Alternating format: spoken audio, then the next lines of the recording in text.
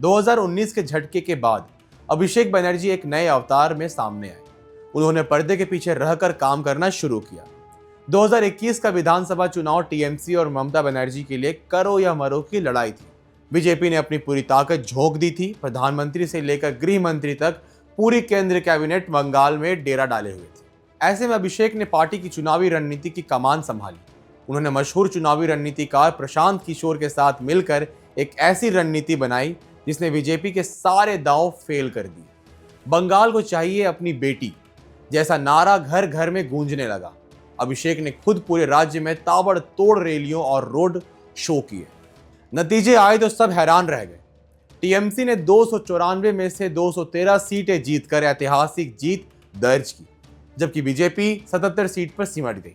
इस जीत ने अभिषेक बनर्जी को टीएमसी में नंबर 2 के नेता के रूप में स्थापित कर दिया। ये उनकी रणनीतिक कुशलता की जीत थी।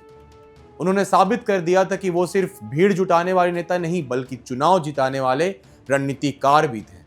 इस जीत के तुरंत बाद 5 जून 2021 को उन्हें पार्टी का राष्ट्रीय महासचिव बनाया गया।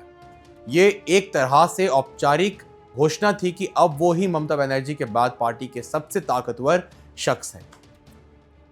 लेकिन अभिषेक बनर्जी यहीं नहीं रुके। उन्होंने पार्टी संगठन को जमीनी स्तर पर मजबूत करने के लिए एक महत्वाकांक्षी योजना बनाई। साल 2023 में उन्होंने तृणमूल ए नवो ज्वार टीएमसी में नई लहर नाम से एक विशाल जनसंपर्क अभियान शुरू किया।